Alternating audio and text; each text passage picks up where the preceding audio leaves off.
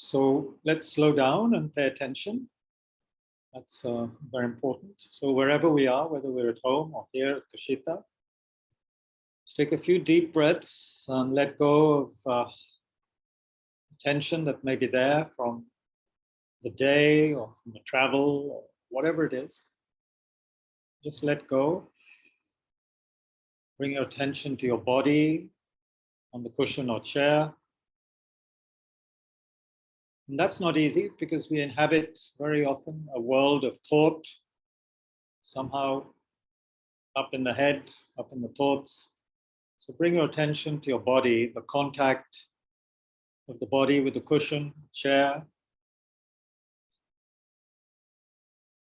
the actual physicality of it, the sensation of that contact, to bring you, in a sense, down to earth, grounded.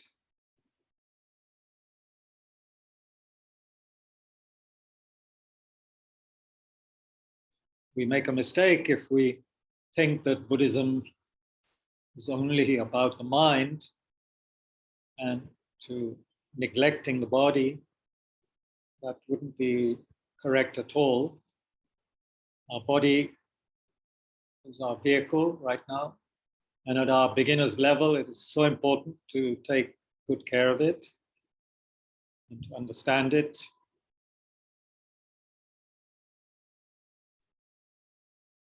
So in that process of what we have been calling making friends with ourselves, we need to also acknowledge, make friends with this, with the physical aspect of our being.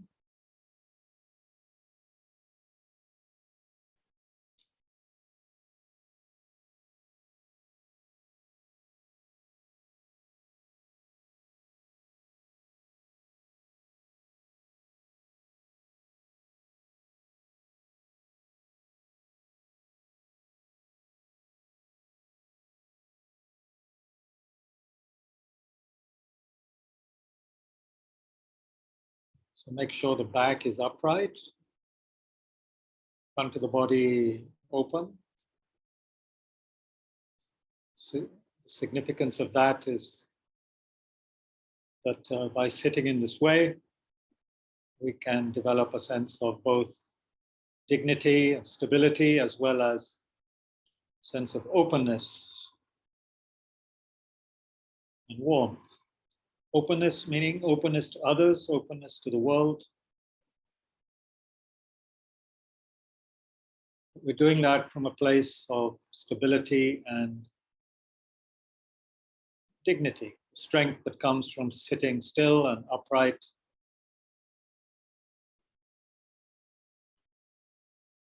It's somehow very deliberate, very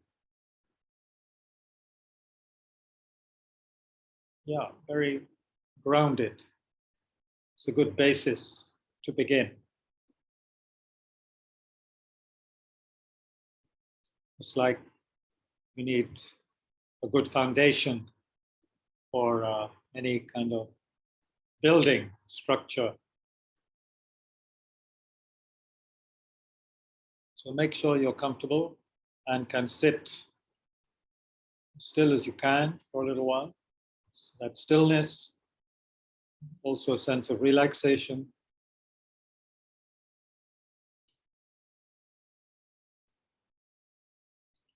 And together with the relaxation, of course, so important to have a sense of being wakeful, alert, attentive.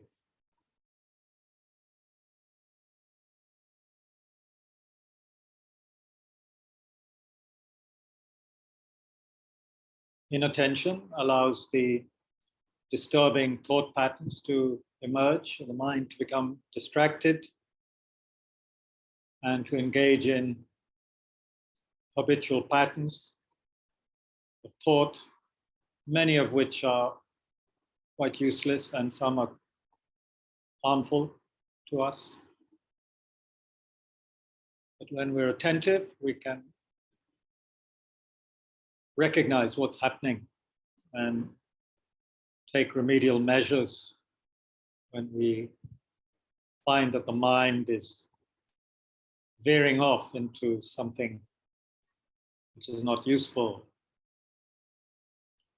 So when we say stillness and relaxation, we don't mean becoming dull or sleepy. Remain very attentive.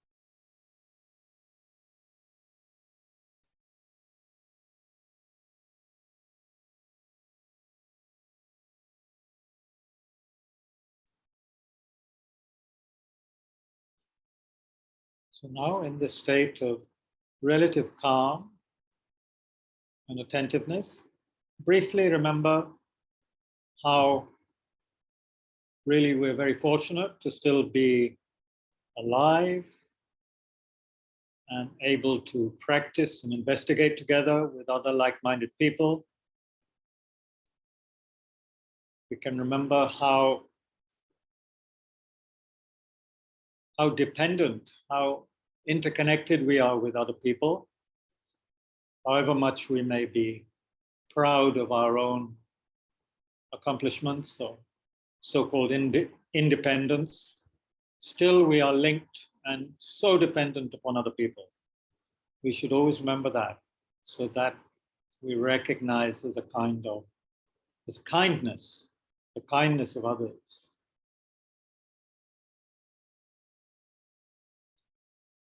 If we forget that, then we are in danger of becoming extremely self-centered and egotistical. And then we can easily think that others are there for my pleasure, my purpose, rather than the other way around. So remember others, remember their kindness. Remember how, just like myself, they want to be happy and they suffer. They suffer, some of them much more than I do, in all kinds of ways.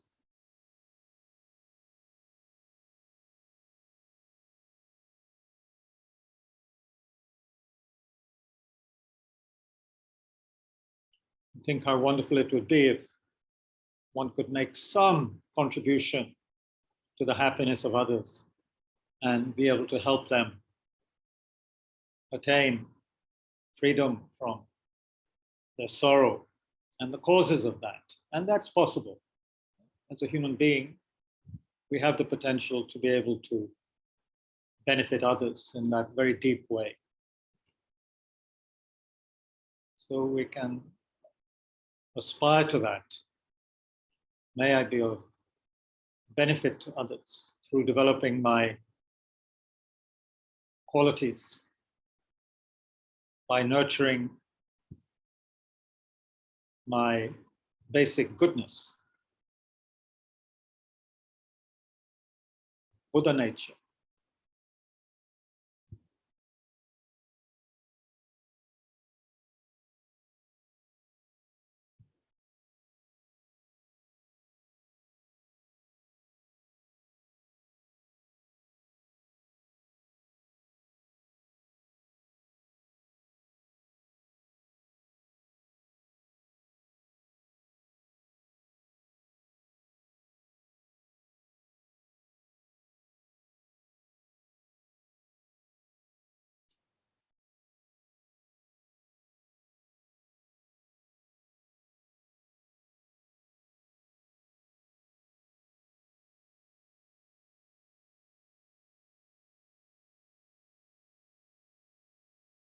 So with that motivation, we can sit quietly together, recognizing that in order to be of benefit to ourselves and others, we need a calm, stable mind that is not going up and down with the thoughts, not yo-yoing between excitement and anxiety and depression, but a stable, calm, clear mind. So for that, we practice breath awareness. I think we're all familiar with that. So we engage in it with a sense of patience, recognizing that the mind is going to get distracted, but seeing if we can just notice that, let go, not be fascinated or caught up in the distraction,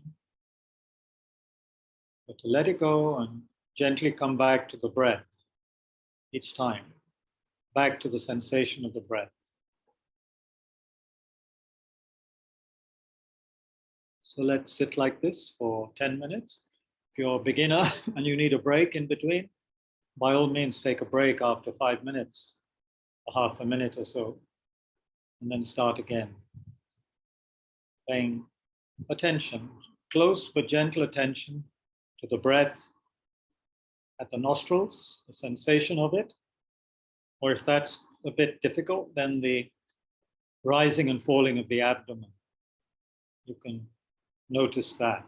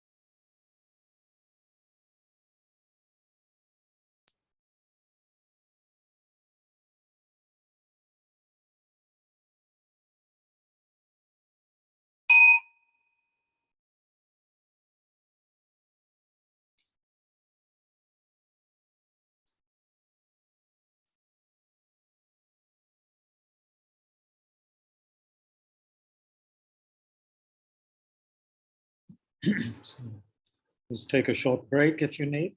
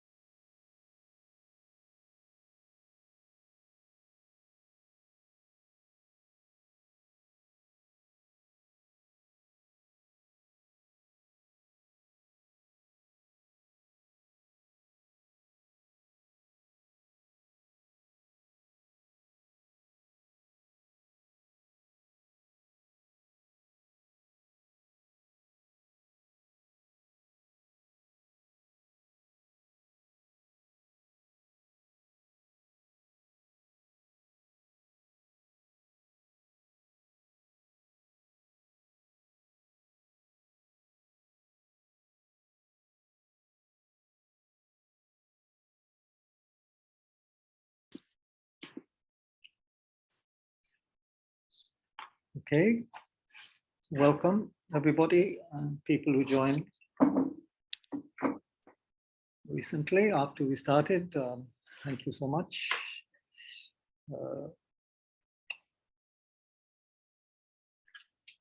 So we're looking at Shantideva's great text, Guide to the Bodhisattva's Way of Life, the Way of the Bodhisattva.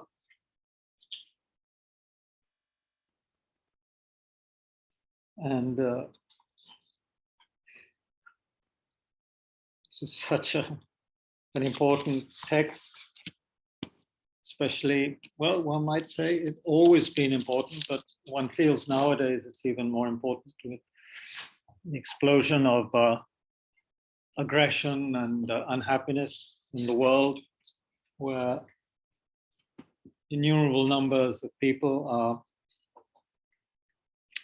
suffering displacement, war, famine, sickness, where incredible numbers of people are suffering from not being able to sleep, from, think of all the medications that people take to try and remain relatively sane and balanced. So it's obvious that something is wrong. Something is needs adjusting. That although we all wish for happiness, so few of us are able to obtain it. So few. How many people do you know who are very cheerful, happy, balanced people who almost always approach you with a calm demeanor, who smile very naturally, and so forth? How many people do we know like that? In our conversations with people, how often are they speaking about their happinesses and joys, and how often are they talking about their problems? Anyway, we know all this. I'm just reminding us how important it is to have a text, which embodies a tradition, a cultivation of mind that is still relevant, still alive, meaning there are people who have developed this amazing quality of the awakening mind, mind of great compassion, whose actions are motivated by it, who are there, living examples of this. And not only that, but Shantideva is suggesting, more than suggesting, that all of us can develop this. If only we were to, first of all, really be aware of its benefits, which is what he's talking about in the first chapter, and then start to prepare the mind to create the conditions for this extraordinary jewel of the mind, as he calls it. Yeah, if we begin to do that, we can then see how it's possible to nurture this seed of compassion in us, in ourselves, and then how to maintain it, and then how to strengthen it, make it grow more and more. As in the Bodhicitta prayer, which says, may it arise where it has not arisen, and where it has arisen, may it be maintained, and may it grow more and more. May it not decline, but may it grow more and more. So this text is about generating the causes for bodhicitta, then generating it, maintaining it, and strengthening it. Maintaining meaning guarding it, guarding the mind, that is nurturing this tender plant of compassion, and then through especially the qualities, the practices of exertion or enthusiastic perseverance, sometimes called joyous effort. Through joyous effort, meditation, and wisdom, then making it grow, making this mind of compassion grow. And as some teachers say, one can just open this book anywhere and get so much benefit, so much inspiration. Although not all of it is easy, but it's something like a handbook, for someone who wants to create causes of lasting happiness for oneself and others. Yep. So we have the Buddha nature, the basic goodness. It's imbued with these qualities of warmth, kindness, quality of intelligence, and a quality of openness, spaciousness. We have that mind, all of us. We have that. So on that basis, we can develop this great compassionate mind, this extraordinary mind of bodhicitta, of which Shantideva says in his first chapter, where could we find something like this, which clears away our confusion, He says in verse 30, where is there a comparable virtue, Where is there even such a friend? Where is there merit similar to this? There is nothing in this world comparable to the power of this good heart, this extraordinary good heart of bodhicitta. Yeah. So he's encouraging us to put effort into generating this mind. So how do we do that? So chapter 2, which in Stephen Batchelor's called, that chapter is called Disclosure of Wrongdoing, Disclosure of Wrongdoing, or Confession, it could be called in some texts, it's confession, right? Confession. And so why do we need this? Why do we need confession? Why do we need to disclose our wrongdoing?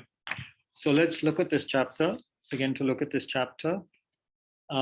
Here we are really preparing ourselves to develop this extraordinary mind. It's obvious that such an extraordinary mind wouldn't just drop out of the sky. It wouldn't be something we could generate very easily, obviously. Something so precious, anything precious takes time, it seems to me. Whether it's a precious metal like gold, you can't just find it there, on the roadside. You can't just dig a little bit and find gold. it's quite hard to find gold or all kinds of precious jewels or, metals or, gems. One has to dig a bit, dig around. It takes time. Similarly, with this extraordinary mind, it's not just going to happen. It's not just going to happen. There's a lot of work to be done. It's possible. We can generate it, but there's work to be done. So,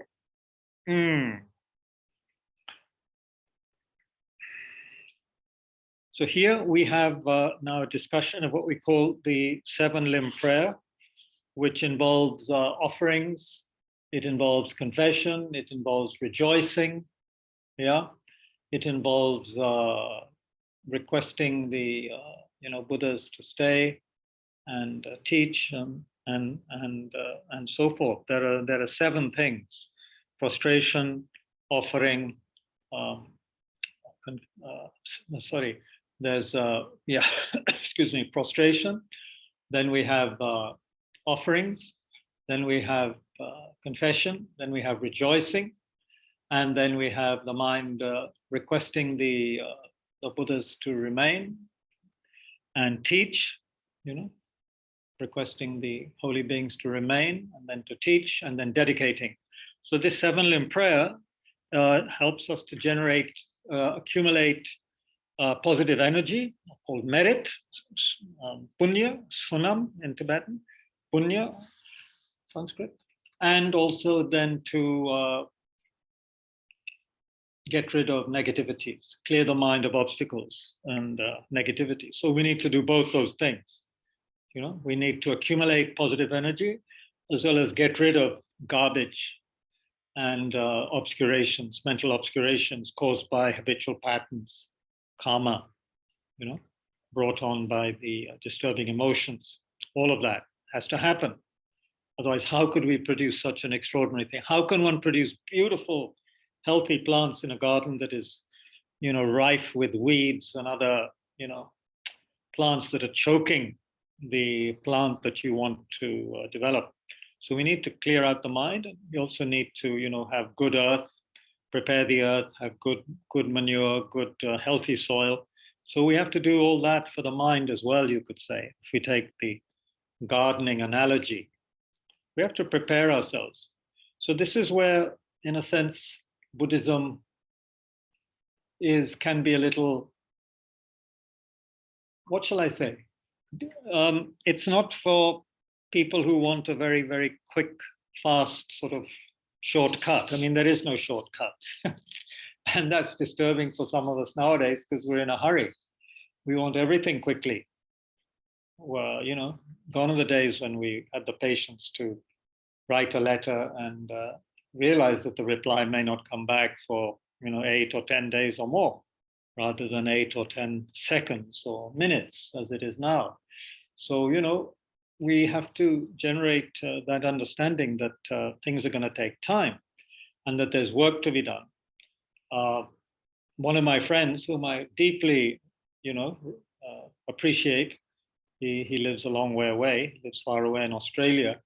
He wrote me an email last year, I think, or a year before, and because he's done a lot of practice since he retired from government work, government service in Australia.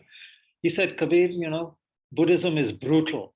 He used that word brutal, meaning it's don't expect things to be easy. Don't expect that, Buddhism is going to offer you lots of, sweet pills, the medicine that the Buddha has to offer, is highly effective. It can transform us into Buddhas, but it's brutal in the sense that it's not something that our ego will appreciate, at least not in the beginning. There's work to be done, hard work.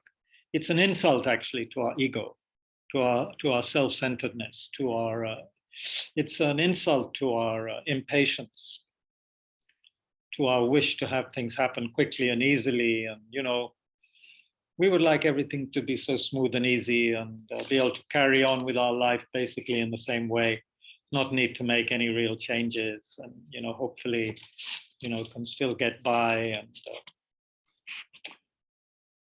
reap the fruit of the path. But we can't do it if we just carry on in the same way with our habitual patterns. So in that sense, it's brutal. Kind, but brutal. It's like Buddhism is like a surgery. And as one teacher said, it's surgery without anesthetic. How would that be? That is so, but the surgery is necessary. We need to excise the damage, the rotten, destructive, cancerous part of our nature, which just creates more and more suffering. And if we were to really study the teachings on karma, which are alluded to in this chapter, then actually we might even lose some sleep for a while, which would make some of the traditional teachers very happy. They say things like you should reflect on death, you should reflect on karma, and it should make you lose sleep, for a while. It should terrify you even for a while. Just as you would be very afraid of a bad sickness or afraid of getting run over in traffic, so you should be afraid of suffering. You should be afraid of the causes of suffering. It just makes sense to be afraid of such things, as long as it doesn't become a kind of paralyzing fear. But we should be upset by the results of unwholesome action, because that's what we're going to experience if we don't create the causes for happiness and keep on creating causes for suffering. So in that sense, yeah, karma, if we were to reflect on karma, especially one aspect of it, which my teacher often emphasizes at the beginning to reflect on when we're doing any kind of purification practice, but it could be beneficial anytime. He says, reflect on that aspect of karma, which speaks about how if you get used to a negative action, right? If you create a negative action, then the karmic effect of that is that even if you are reborn, say, as a human being, you will continue to engage in that kind of negative action again and again, because it's become a habitual pattern. So say killing or stealing or something, or harsh language, whatever it is. Say we get used to that, and we really get used to those actions in a particular lifetime. And even if we get a good human rebirth, it's there's still that likelihood we keep on repeating those kind of actions. It just become a habit in the mind. And so each time we create that kind of action, again, we are creating karma, which gives us negative results, more and more suffering in the future.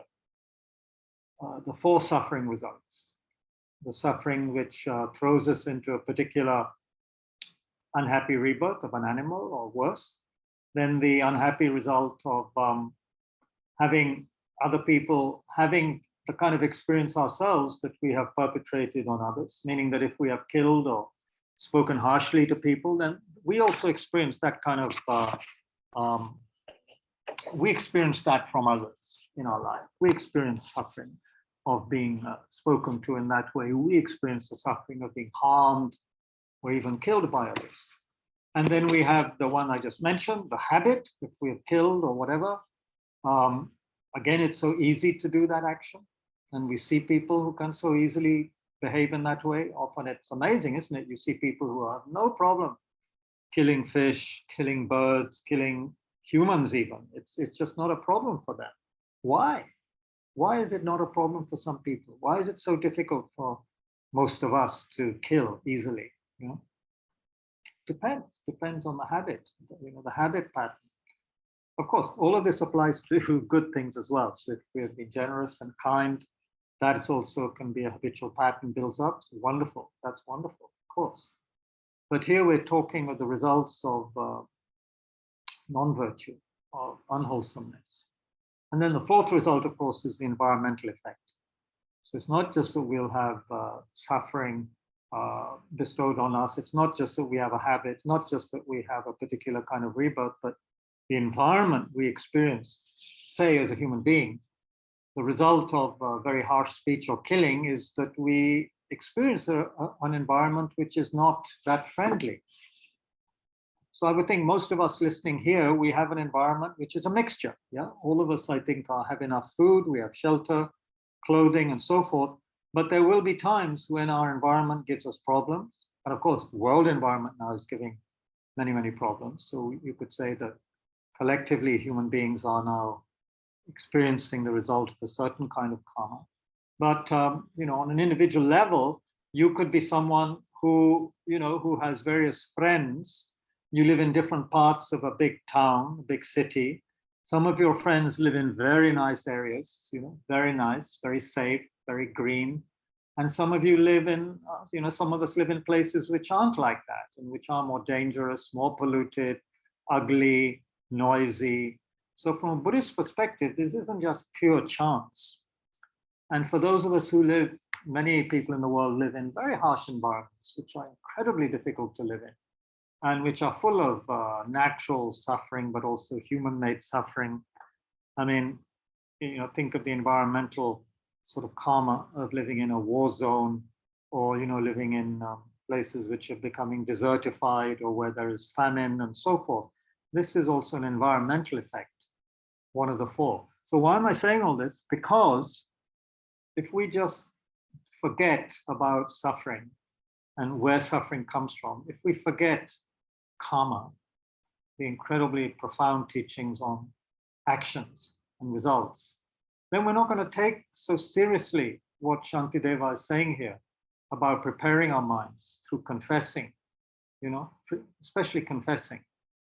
We'll find, what have I got to confess? I'm, doing the best I can, and what's the point of harping on about, negativity? There's enough negativity in the world. Well, the reason there's negativity in the world is because we created the cause for it.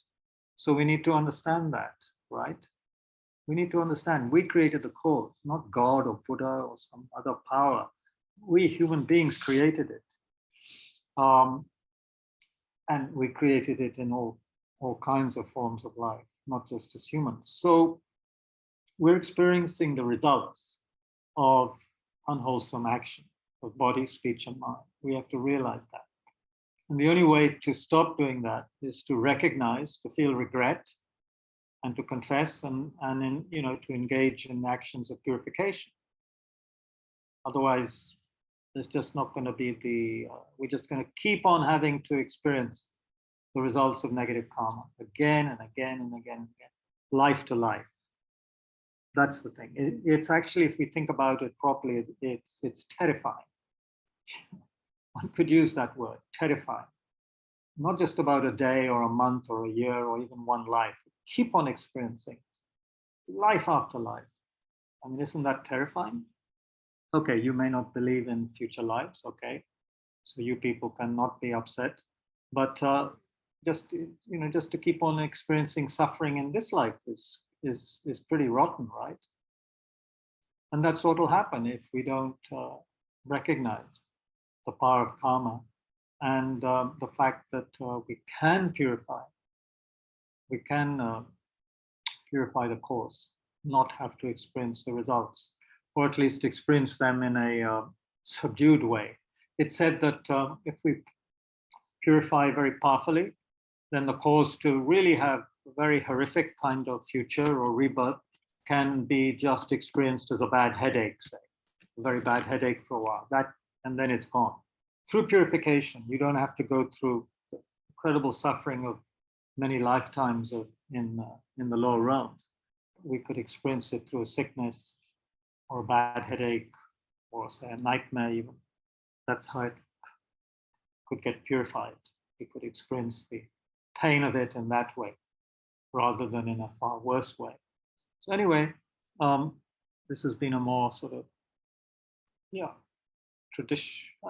shouldn't say traditional, just a non-watered down approach to this topic.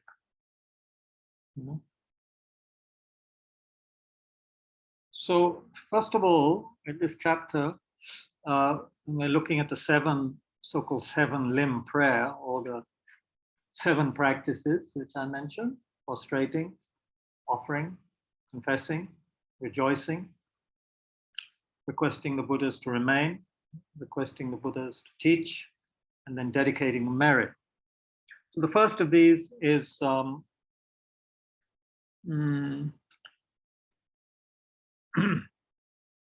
is actually prostration,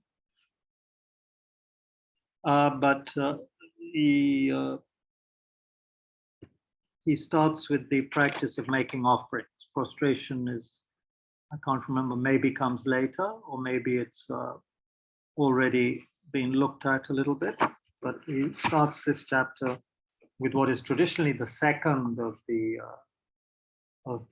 seven limb prayer. He's actually prostrated to the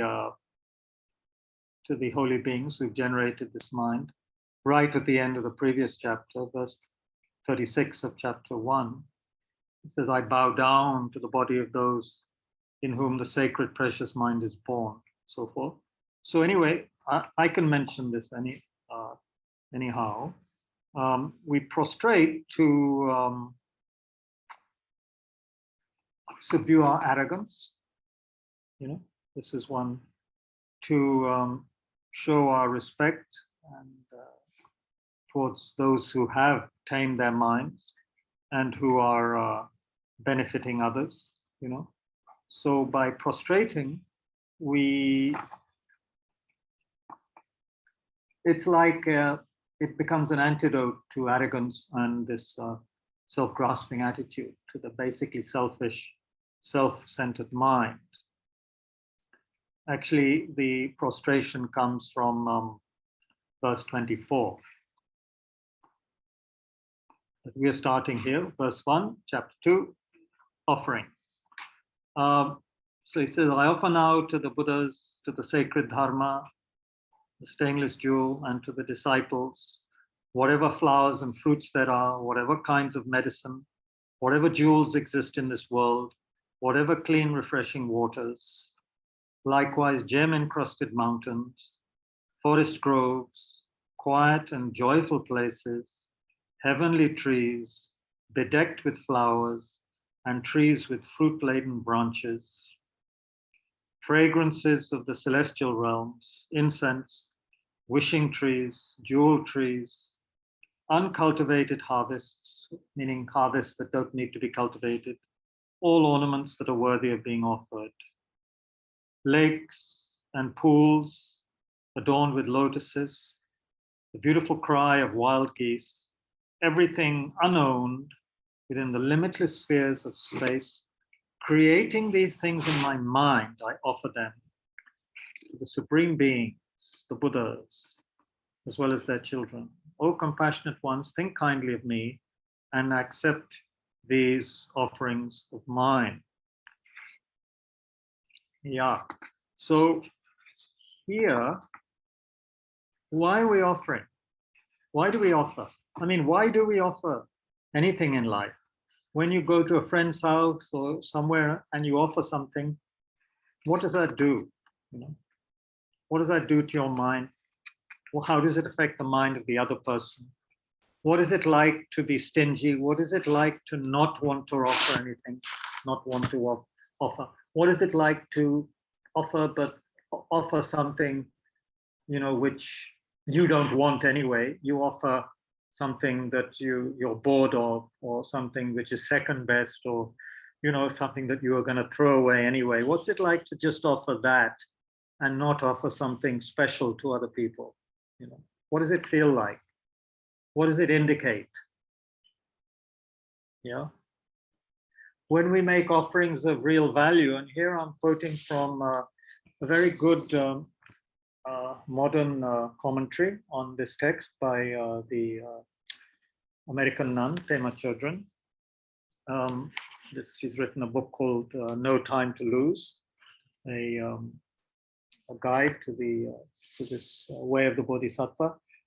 She says, when we make offerings of real value, the act of giving so goes against the grain of our habitual selfishness that the effect is liberating.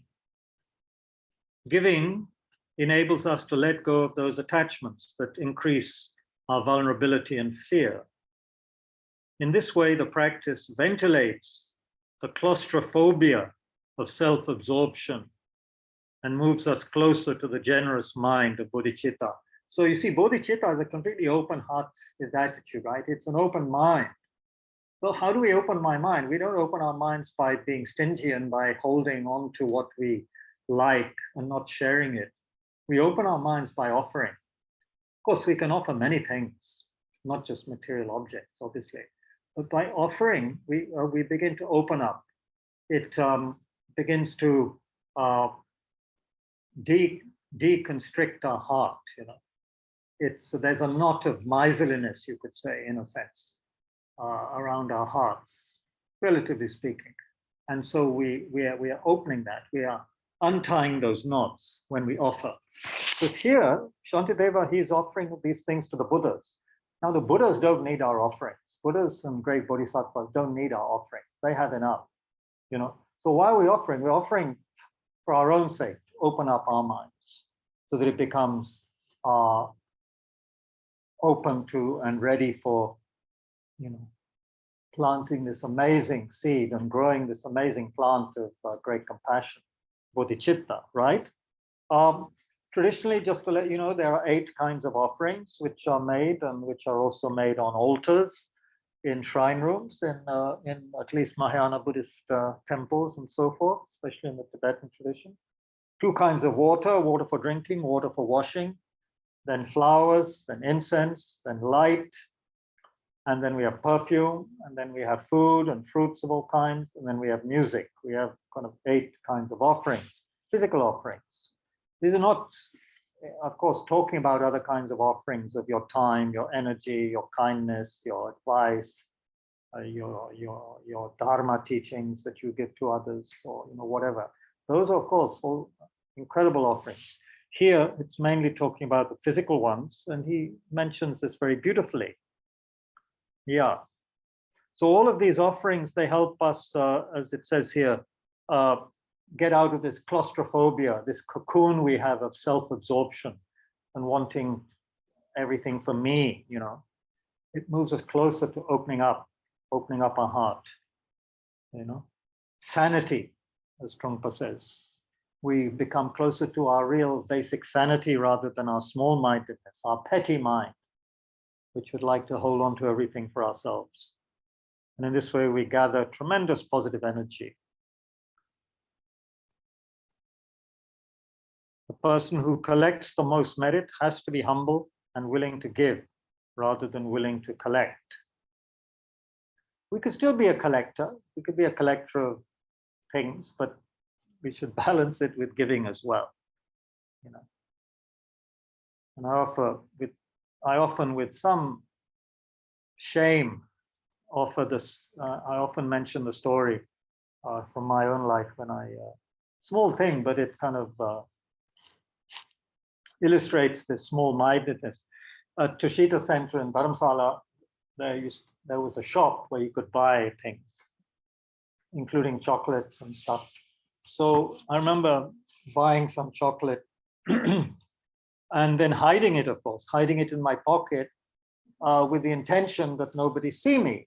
Because if they saw me and the chocolate, then one might have to say, oh, you know, would you like some chocolate? But I didn't want to share that with anybody. I wanted to take it back to my room and enjoy it myself. So that's a kind of small-minded attitude. It's really that kind of taking care of myself. So there's this kind of fearfulness that and vulnerability that comes with our attachment.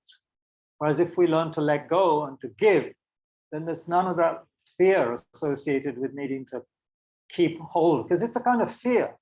It's an anxiety. Oh, I'll have to share this. Why is that a problem? Because I want it. I feel I want it. I need it. I need this chocolate to be happy. You know, I want to go to my room and enjoy it and feel good.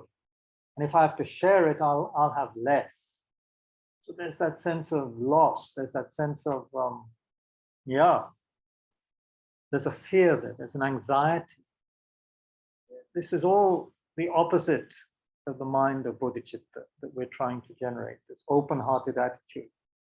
We need to let go of these kind of fears and small-mindedness and see what happens when we begin to give.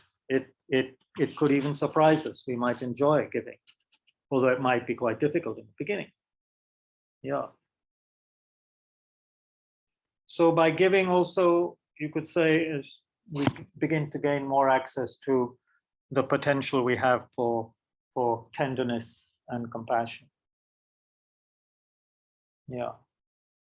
Rather than competitiveness, aggression, greediness, kind of stinginess, which we see a lot of in oneself as well as in the world. So that's why we're doing this, the spirit of wanting to connect with our basic goodness, our basic sanity, rather than our insanity. So in a sense, stinginess, all these negative emotions are kind of insanity. They're going against our basic nature, for one, which is actually goodness or Buddha nature. And they're just creating more and more causes for suffering. So that's insane in that sense, More intelligent beings, if they are more intelligent, sane, enlightened beings in the universe, if they were to look at us humans, they'd say we're insane.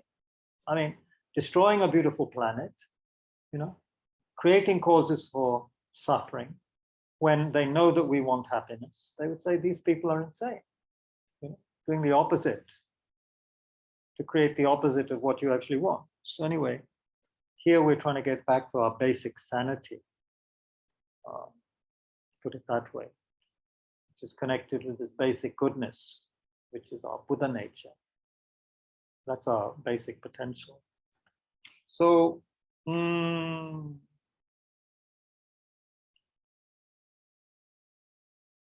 then he not only offers these things, he offers all my bodies. I shall offer all my bodies, this past, present, and future, to the Buddhas and the Bodhisattvas. Please accept me, you supreme heroes. Respectfully shall I be your subject. Then there's by being completely under your care, I shall benefit all with no fears of conditioned existence. I shall perfectly transcend my previous transgressions and in the future shall commit no more.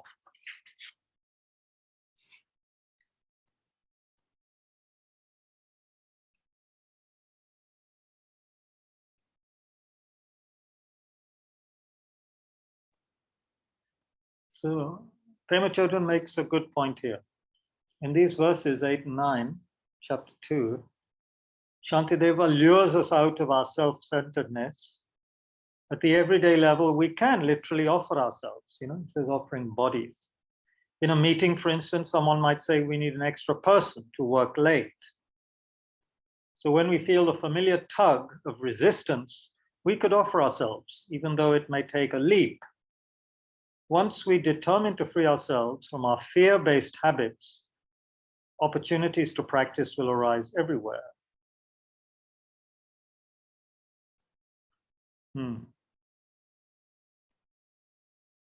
We're not doing this to the Buddhas. When Shantideva offers himself to those who embody wisdom and compassion, he's the one who will benefit. Buddhas don't need us to be their servants. On the other hand, who wouldn't rejoice to see us lightening up and becoming less stingy and possessive? So offering frees us from the pain of self-absorption.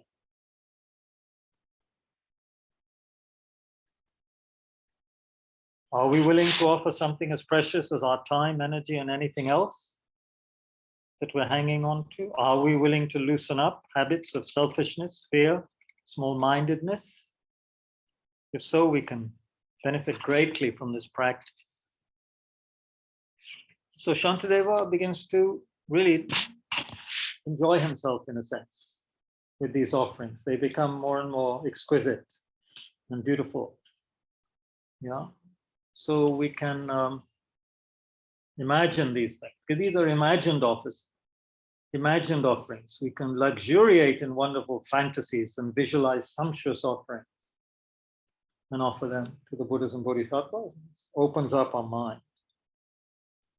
So he invites the Buddhas to come and bathe their bodies from many jeweled vases filled with scented and enticing waters to the accompaniment of music and song, and so forth. So we might think this is going a bit far, but why? If we're willing to dry their bodies with incomparable cloths, clean and well anointed with scent. Then may I present these holy beings with fragrant garments of suitable colors. Ha! This, we're offering this to the Buddhas. So, and what's it doing for our own mind? Something just came to my mind from my own experience. And of course, it helps if you can relate these things to your own life, your own experience. When I was very young, meaning up to the age of 6, I guess, when we were in England for a while, I would go to my grandparents' house, which is always the most enjoyable thing to do. And my grandmother would bathe me. And after bathing me, right, she would take me out of the bathtub and very carefully dry my whole body, especially my feet and my toes, and in between my toes, very carefully, in between the toes, so that it's completely dry, right? And that would be a wonderful time because grandfather would be outside, often hosing the garden, and he would, point the hose up at the window of the bathroom, and that would be amazing. All this water coming on the bathroom window. Anyway, so that was a kind of offering too. That would be the water offering from the garden, and my grandmother drying my toes so carefully. The point being, we are offering this kind of thing to the Buddhas. Let me dry their bodies with incomparable cloths. So it's like an offering which opens the heart with kindness. My grandmother did that because she loved me very, very much. And she would take great pains, to dry my body properly. So it was wonderful for her. I think she enjoyed it. And of course, I enjoyed it. The point is that these things open us up. And of course, here we're in this chapter doing it for the Buddhas. But of course, Shantideva's point here is to make us into bodhisattvas who are then, of course, benefiting ordinary beings. Because, Buddhists don't need us to dry their bodies and so forth. This is all visualized anyway. The point is we should be ready to be of service to others in this way. Like a grandmother carefully drying their grandchild's body with great love. So anyway, I just remembered that. So giving of these various, like Mother Teresa says, often we can't engage in huge, big actions. I can't remember the exact phrase, but then she does say, but we can offer small things with great love. Yeah, we can offer small things with great love, with great kindness.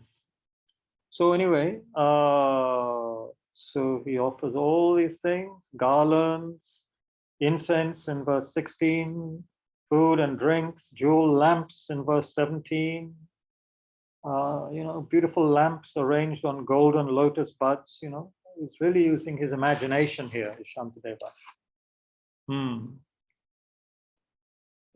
Eternally shall I offer to all the Buddhas jeweled umbrellas with golden handles. You see, our mind creates our reality. If we fill our mind with garbage thoughts, then we'll experience garbage. I mean, look at this world, in a sense. We created garbage world out of something beautiful. Where's that come from? It didn't arise on its own. Basically come from our minds, the way we think, the way our motivations, our aspirations have created this world that is out of balance now. But if we have in our mind these kind of images, these kind of visualizations, it has a powerful effect on our mind and on what we, create in our surroundings. Sometimes I go to Tibetan temples and places of people's houses, and I just wonder how things are so beautiful. How is it so much beauty has been produced? It comes from the mind. Or you go to a place that have amazing gardens and flowers and so forth. That also comes from our minds. So if we think in this way, then we can create a kind of environment in this way. Internal environment, external environment, which is what we need. We need beautiful external environments, not the horrible, alienating, dirty, smelly, polluted, dying places that we're creating in this world, where fewer and fewer people have access to good environments, clean water, etc., etc. So this is creating a cause, a karmic cause to experience beauty, good environments, karmically. It creates a seed for future enjoyment of such places. So we're doing ourselves a favor by acting in this way, by visualizing, you know. And we create the cause to, you know, be able to generate this marvelous mind of compassion. Makes sense that it could grow better in a mental environment where we are having such visualizations rather than thoughts of anger or ugliness and so forth, right? It just makes sense, doesn't it? Let's see, I'm getting out of touch with the people. Chat. Thank you. Okay, you're all saying thank you. That's okay. Right. Hold on, folks. Hi, good. Thanks, Naveen, for smiling. Okay. Then we have wonderful praises and song, eulogy. Then we come to prostration now, at verse 24. And he doesn't just imagine he's prostrating one body. He says bodies as numerous as all the atoms within the universe. That's as many bodies Shantideva is imagining are prostrating to all the Buddhas of the past, present, and future. Verse 24. Likewise, I prostrate to all of the reliquaries, the other stupas, to the learned abbots and masters, to all the noble practitioners. Yeah. He's prostrating to everybody and to all of the holy images, all of the awakened beings, all of the abbots, the masters, all the noble practitioners. He's bowing down to them. You know? This, of course, creates many causes, not only to reduce arrogance, but I imagine it also creates causes to meet up with such noble practitioners more and more in the future. If you imagine already you're bowing down to such people, it creates a cause, right? I mean, if you're just thinking about your film heroine or hero or other things like that, I mean, that's you're creating a cause to have that. But if we visualize this kind of thing, these, you know, bowing down to noble practitioners, holy beings, that is what we're creating a cause to connect with. So that's marvelous. Then,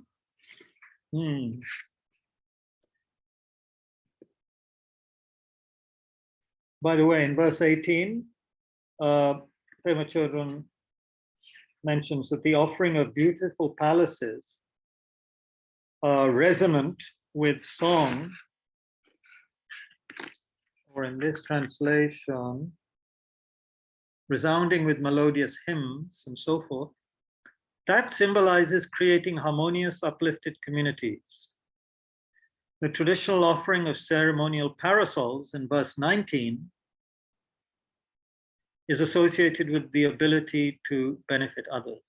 And the offering of music increases our capacity to communicate the dharma so that people can hear the sweetness of truth. It all has deep meaning. Things similar. Flowers are said to symbolize, if we offer flowers, it also creates the cause for beauty. If we offer incense, it creates the cause to experience, you know, good morality, ethical conduct, which is such an important foundation for all of these practices, to have ethical conduct.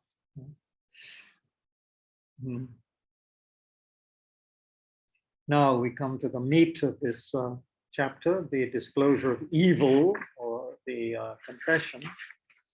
So we won't get to the end of it, but we can start it. I seek refuge in all the Buddhas. I seek refuge in Dharma and in the assembly of Bodhisattvas. And he seeks refuge until I possess the essence of awakening, long-term practice.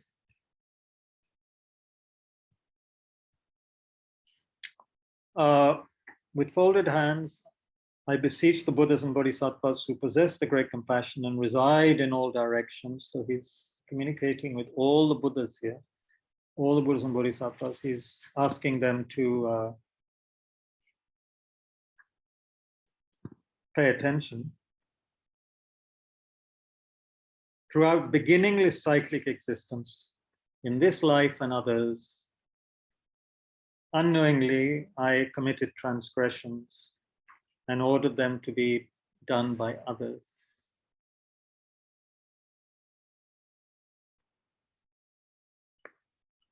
Overwhelmed by the deception of ignorance, I rejoiced in what was done, but now, seeing my mistakes, from my heart I confess them to the Buddhas.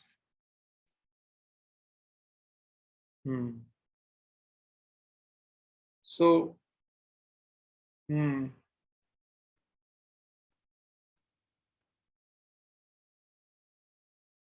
about prostrations, by the way, saying, of course, it overcomes arrogance, it helps connect us with our own sanity, a gesture of respect, love, and gratitude to those who show us our basic goodness. We bow down to them. And each time we bow, we offer ourselves. Our confusion, our inability to love, our hardness and selfish ways.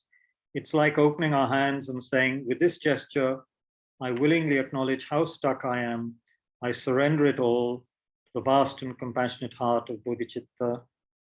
Until attaining the essence of enlightenment, I take refuge in the awakened mind. So,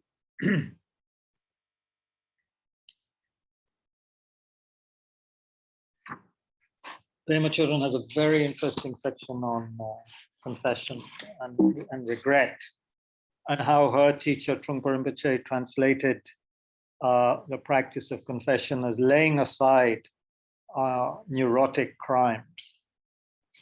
Neurotic crimes, that chimes that could, ring more true for modern people. We're neurotic. We have neurosis. We have, minds that are clouded by neuroses. So, and then we create these negative actions, these neurotic crimes.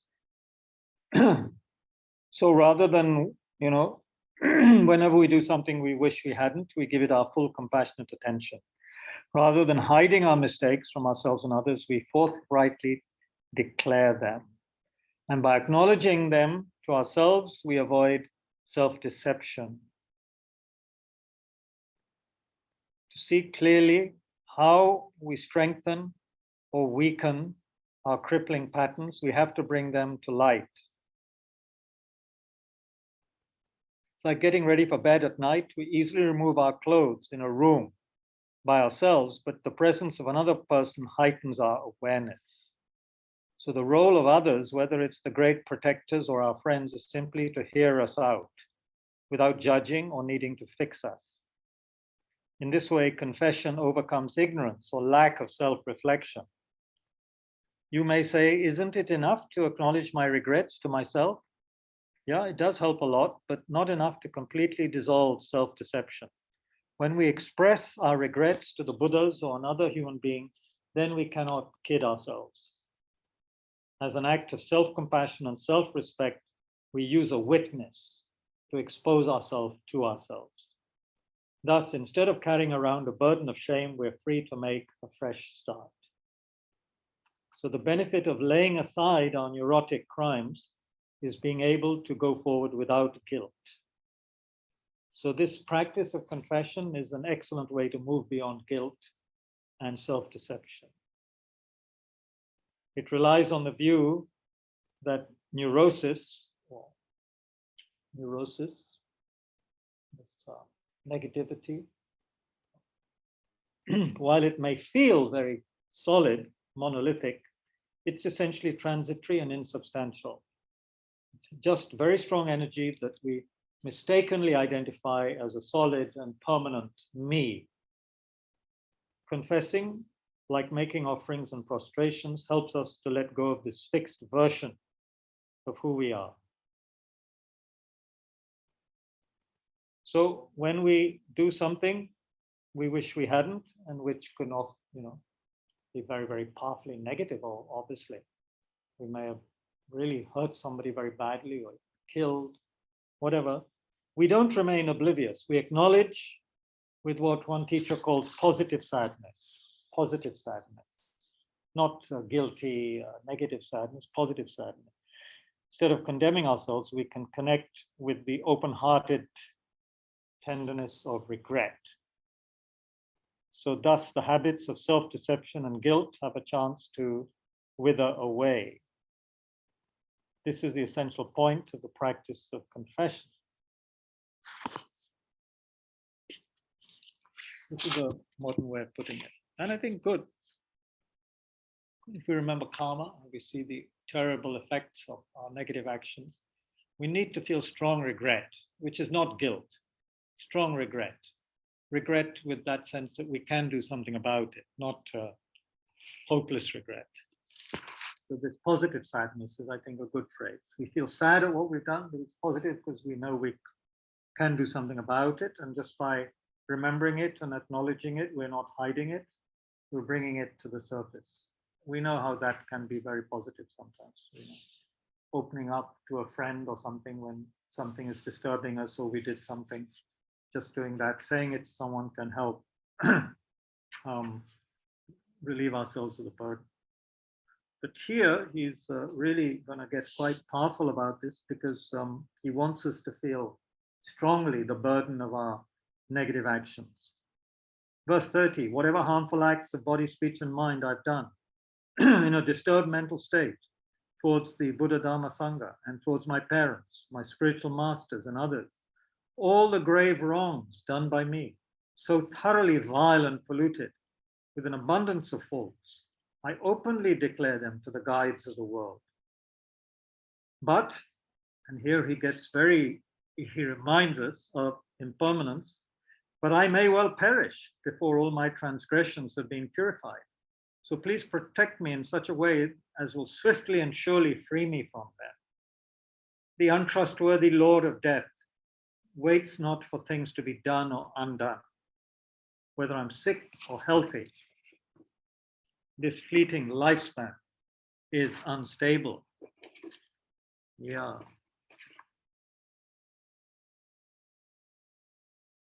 The wanton Lord of death we can't predict. This is another translation. Life's tasks done or still to do, we cannot stay. Whether ill or well, we cannot trust our lives, our fleeting, momentary lives. We must pass away, forsaking everything. But I, devoid of understanding, have, for the sake of friends and foes alike, provoked and brought about so many evils. So much wrongdoing. Independence on friends and enemies. I've done so many things which are, sometimes when I think about the things I've done, and just in this life, because I can't remember previous lives, it's so powerfully, so much powerful regret arises, so much regret at certain things one has done and said. Very powerful regret arises. So before we die, we should make sure these things are not still, gripping our mind. We need to purify ourselves of this. So he's saying, you better start now because you don't know when the Lord of Death is going to arrive at your doorstep. And in the end, these very powerful verses, my enemies at length will cease to be, my friends and I myself will also cease to be. All is likewise destined for destruction.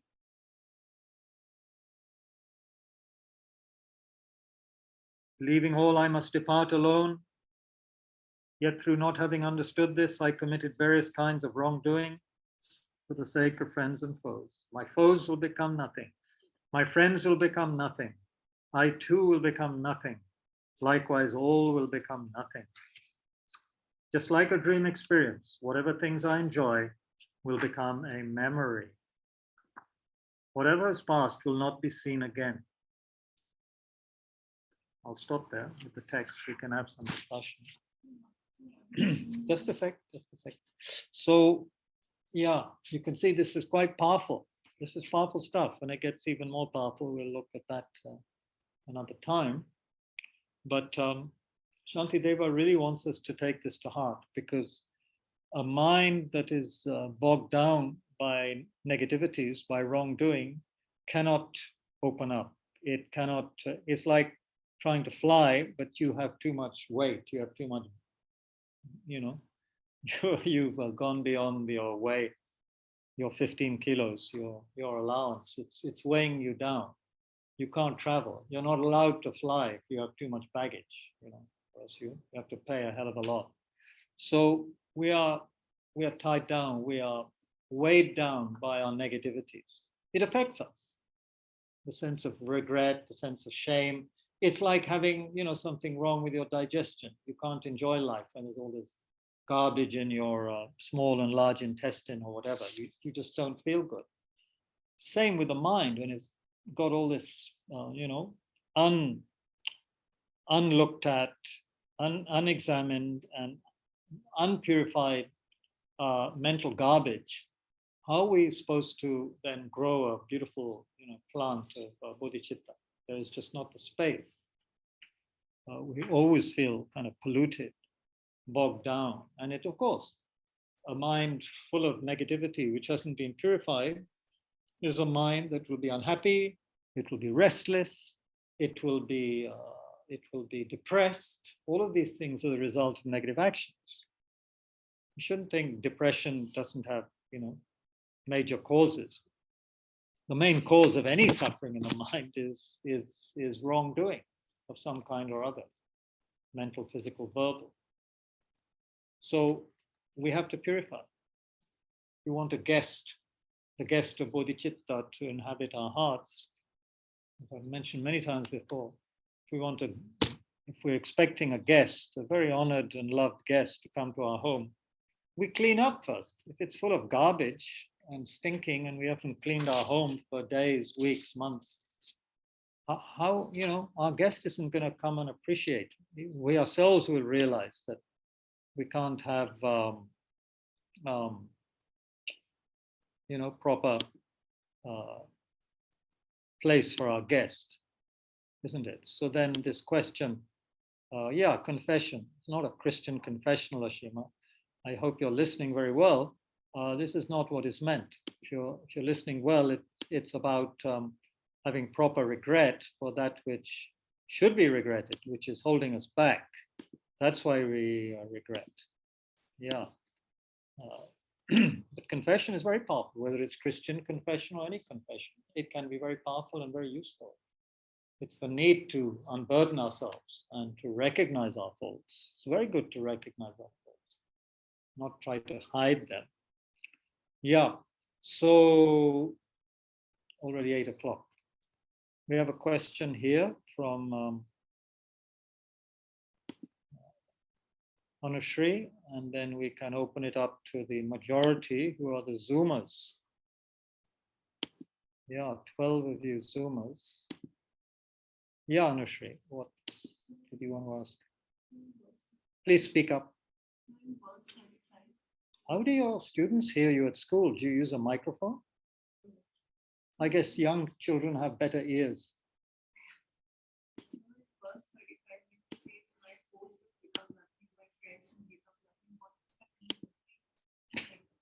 You work that out. They dissolve into space. Yeah, they become. Think about it. What does it mean? Look at the other translation. And then you work out what it means.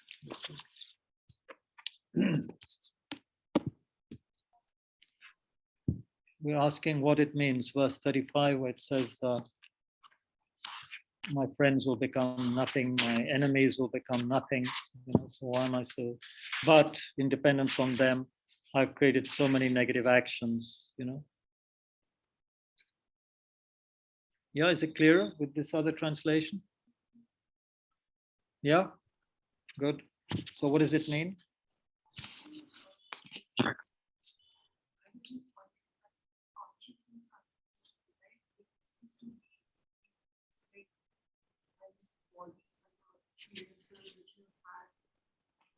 Basically, they'll cease to be the people I know in this life. It can either mean the friend can become an enemy can become a friend, so everything is changing. But of course, it means they will die. So all these people you're so frantically trying to help or harm or, creating negative actions in dependence on them, they're all like a dream. They're all going to pass away. So we're engaging in all of this nonsense for something very, very ephemeral, impermanent, not long lasting. So how stupid that is, he's saying, getting so attached and angry at dream-like, illusory-like, rainbow-like so-called friends and enemies. That's what he's saying. Makes sense, yeah? Okay, anyone online want to say something? Naveen? Yeah, I had a quick question. Am I muted? No, I'm not. Okay. No. Around verse 8 and 9, the offerings of the bodies, yes, is also a refuge, right? It's part of refuge also in this chapter. Yeah. She's linked it with that. Yeah. No, verses 8 and 9, offering the body. Yeah. Yeah. So what about that, Naveenji? No, I just want to clarify. So every refuge is an offering. So kind of, isn't it? It's taking refuge, but it's a kind of offering yourself to the Buddhas and Bodhisattvas. Yes. Although the real verses of offering are verses 26. But the intent of the intent of an offering is to give, while an intent of a refuge is to seek shelter. Yes. Yeah, so to seek shelter in something that will not deceive us. I mean, yes. Buddhist refuge. Because the Buddhas, anything we take refuge in worldly life, whether it's a person, a job, a country, anything, is going to change and is not trustworthy. Whereas the Buddha, Dhamma, Sangha are trustworthy. They can save us from suffering totally, forever. No other refuge can do that. Every other refuge is temporary. The refuge of sex, drugs, rock and roll, whatever, Netflix, Coca-Cola, Bermuda holiday, whatever, or we should say Andaman Island holiday. All of these are temporary refuges. They'll help us for a little while, possibly, Sometimes they don't even help us temporarily. We get to the airport and find that flight is delayed or cancelled, or or there's a storm in the Andaman Islands, so we can't enjoy. So all these temporary refuges are totally uncertain and deeply flawed. Whereas Buddha, Dhamma, Sangha, if we understand them correctly, they will never betray us. They can never, because they represent the truth of how things are. Yeah. So when you seek refuge, then you are offering yourself completely away in some ways. Well, if you mix it with the offering verse, in a sense, yes, it is an offering of oneself. Or if Trungpa says one becomes a refugee, you yourself become a refugee. You are somehow no longer caught up in your old habitual ways of behaving in the world. You have to accept being a kind of a refugee. A homeless one, not literally homeless, but you know what I mean? You're taking a different direction in life. Rather than taking refuge in property and friends and wife and husband and children alone, you're taking refuge in something which is can totally eliminate all the causes of suffering and bring you to the highest happiness. Thank you. So yeah. And the act of prostrating, that just makes that even more powerful. We're also prostrating to the Buddhas and Bodhisattvas. Yeah. We're really offering ourselves up.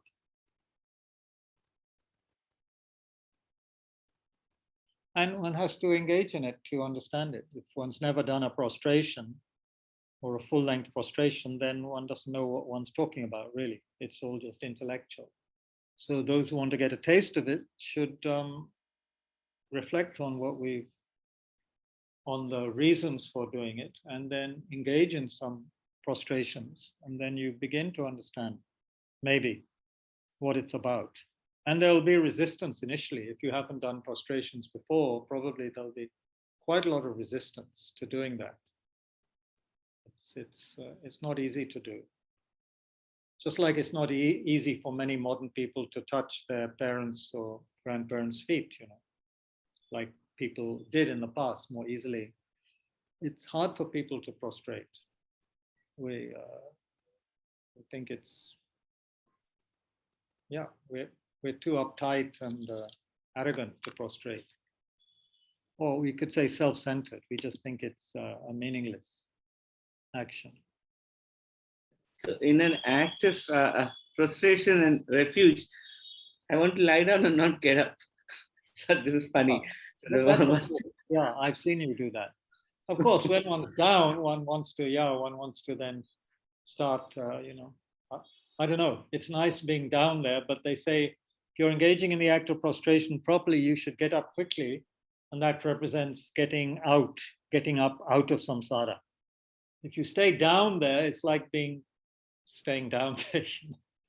You should get up quickly out of samsara. But yeah, it can also be an act of contrition and respect to stay down, but that's not the traditional way. In this tradition, you go down, you get up, you go down, you get up 100,000 times or more. Maya Joshiji thinks the metaphor of flying with baggage is particularly apt. Traveling light is hard to do, but oh so necessary. Yeah, I can't travel light, partly because I haven't got Kindle yet. So I carry all these big fat books all over the place. I kind of enjoy it. And what I do is I trick the people that check in by having a main baggage, which is like 10, 11, 12 kilos. So they get happy when they see the main baggage is well below 15 kilos. So then they don't really check the other heavy thing you have on your back, with big fat Dharma books. This is how I went to Kushinagar. If they checked my back baggage, then I'd probably have had to pay extra. But I tricked them they're very bad to trick people, but I felt if my main baggage is so light, like 10, 11 kilos, what the heck if my cabin baggage is a little extra? It's okay. I just hope it doesn't harm the overhead bins, but it seemed okay. All right.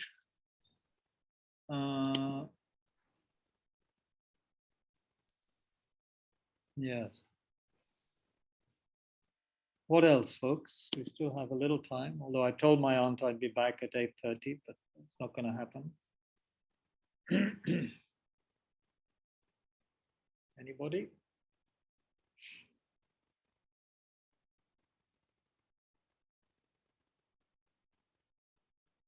Rajesh, nice to see you. बहुत दिन हो गए.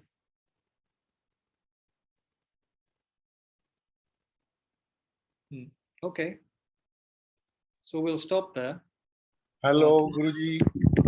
Guruji, mat bolo bhai sahab. Namaste ji. You are someone who has done a lot of prostrations, actually. Maybe you could share with people briefly what it has done for you, what you feel when you do so many prostrations.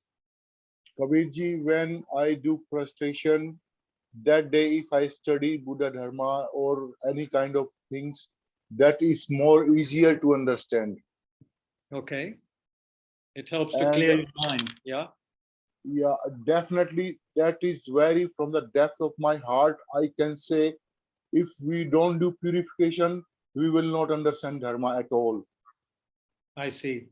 And yeah.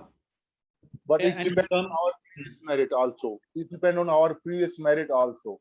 Yes. Yeah, it depends on that. Life, if we have done in previous life purification, then it's easier to understand in this life also. Right. And do you feel a sense of regret when you do prostrations or before you do? Does that help? Do you feel regret? And do you feel definitely. Definitely, if I feel genuine regret from my heart, is like a surrendering, offering myself to the pure holy beings, Buddha and Bodhisattva. Because the bodhicitta and wisdom, I have little bit understanding, then I can feel their compassion like in imaginary level. That allows me create genuine regret and is calms my mind more easy, and is easier to generate even compassion and all good qualities. But for short time, but it's need a very powerful concentration to hold these realizations. Thank you very much. That's very useful. You heard that, yeah. Thank you, Guruji. Thank you, Rajesh Bhai, Maharaj. Okay. Anything else? Maybe one last point, then we'll stop. Those who have the text, please read that chapter, chapter 2, which is very powerful and gets quite, more powerful towards the end. More, where he's talking about how difficult it is to die with a mind that hasn't purified, so, and hasn't taken proper refuge. So you can read that. Huh? I don't remember if I asked this earlier, but so told us that anything that you learn, also any activity which you engage in, whether it is cleaning or sweeping your own room or arranging books or learning a new concept, that also you can offer to your. Yeah. I didn't understand how can you do that. Can you help? I can offer my 2 cents, 1 cent maybe. But I mean, one version is like it can be a visualization, sort of like I mean, it can be whatever you want. You can visualize, like, for example, like cleaning your, washing your dishes can be as if you're purifying your mind. You can visualize that, and you can be like pouring water for someone. So the question was how to, carry on. Pouring water for The somebody. question was how to Like you've actually utilize had to daily get activities is equal of to cleaning and receiving washing and so forth as an offering to the Buddhas. Offering if you're feeding your mom, visualize that person as a bodhisattva, and then like feel as like generate that feeling as if we're offering.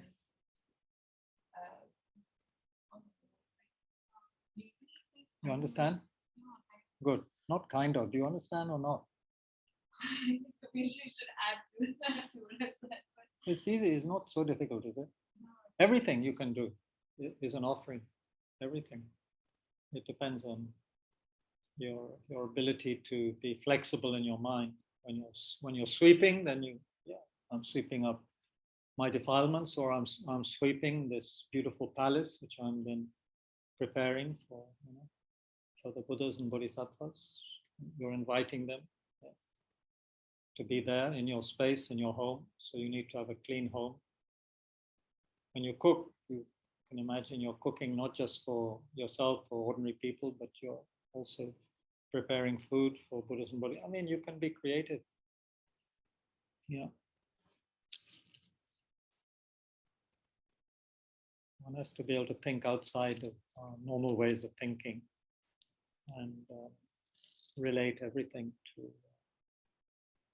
how you would want to please or help or be of service to human beings as well as Buddhas and Bodhisattvas. Because as they say often, we make such a fuss about Buddhas and Bodhisattvas, but actually there are several places where we can create positive energy.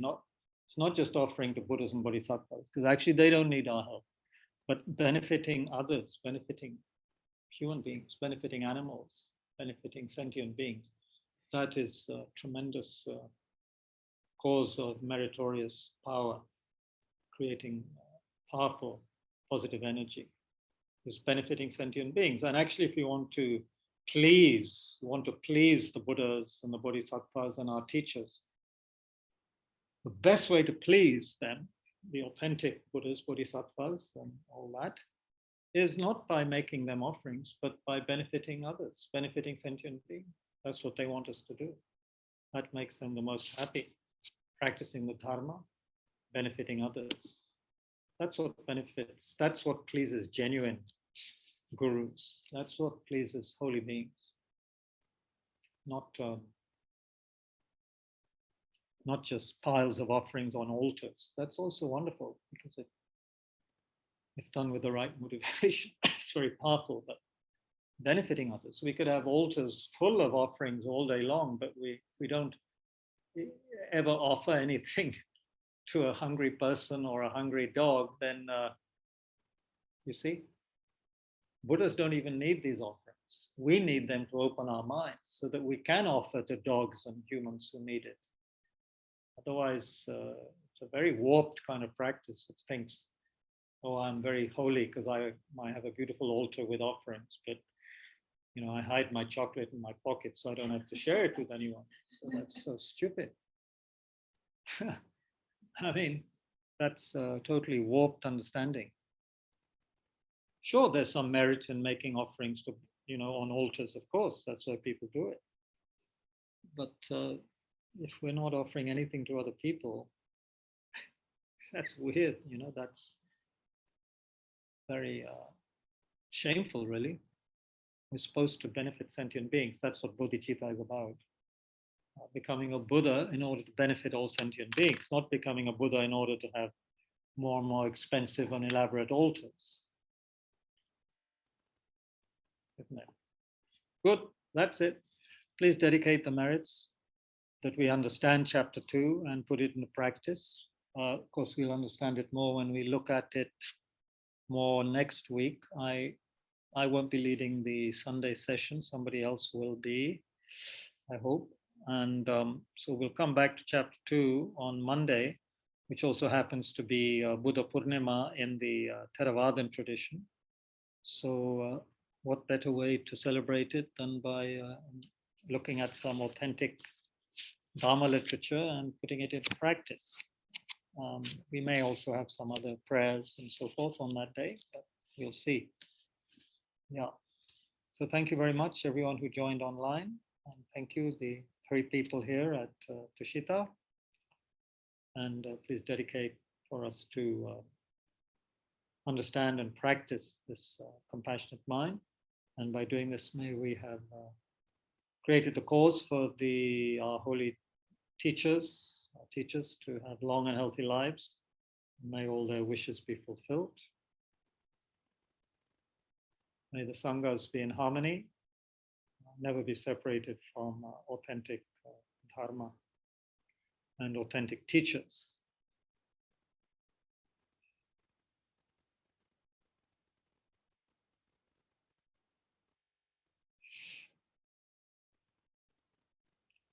Thank you very much, everyone. Take care. Enjoy. See you all soon. Thank you, sir.